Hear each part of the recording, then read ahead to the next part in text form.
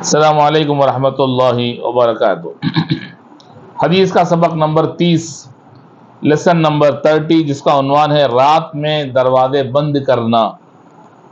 رات میں دروازہ بند کرنا جیسا کہ انسانوں کے لیے، جانوروں کے لیے، تکلیف دینے والے جانور، ان تمام سے حفاظت ہو جاتی ہے، ویسے ہی اگر اللہ کا نام لے کر رات میں دروازہ بند کیا جاتا ہے تو یہ جنات اور شیاطین اور خبیث جنات، ان سب سے بھی حفاظت ہو جاتی ہے۔ چنانچہ ایک حدیث میں مجموع الزوائد میں موجود ہے، حضرت وحشی ابن حرب رضی اللہ تعالیٰ عنہ فرماتے ہیں کہ رات کو نبی پاک صلی اللہ علیہ وسلم کسی ضرورت کی وجہ سے اپنے گھر سے نکلے اور گھر کا دروازہ کھلا تھا۔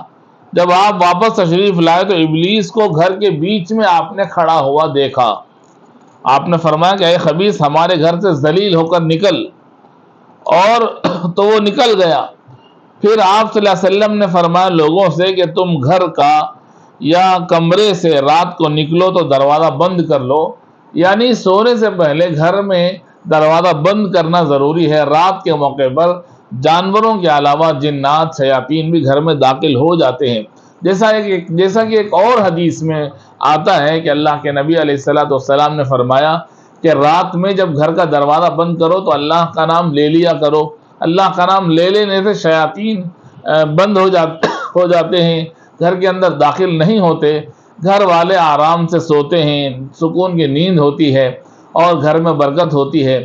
چنانچہ اگر آدمی اللہ کا نام نہ لے اور بند کر دے یا کھلا چھوڑ دے، ان دونوں صورتوں میں شیاطین گھر میں داخل ہو جاتے ہیں اور وہ آپس میں بات بھی کرتے ہیں، آپس میں کہتے ہیں کہ آج ہمارا یہیں قیام بھی ہے اور ہم یہیں کھائیں گے، سوئیں گے، اور رات بھر لوگوں کو پریشان کرتے ہیں جو گھبرا کر نیند سے بیدار ہوتے ہیں۔ ان میں سب شیطان کا کافی دخل بھی ہوتا ہے۔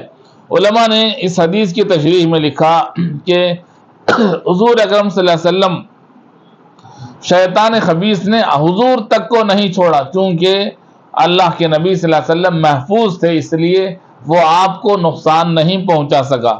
دروازہ بند رہنے سے جنات اور شیاطین کے علاوہ انسانوں سے بھی، جن انسانوں سے نقصان ہو سکتا ہے ان سے بھی حفاظت ہو جاتی ہے۔ دروازہ کھلا دیکھ کر ان کو موقع ملتا ہے اور ہمت ہوتی ہے اور وہ اندر داخل ہونے کی کوشش کرتے ہیں۔ یہ تمام باتیں نبی پاک صلی اللہ علیہ وسلم کے سنت کی برکتوں میں سے ہیں، اس لیے روزمرہ کے دنوں میں یہ چیزیں ہم اپنے استعمال میں لائیں۔ اللہ ہمیں عمل کی توفیق عطا فرمائے۔ السلام علیکم ورحمۃ اللہ وبرکاتہ۔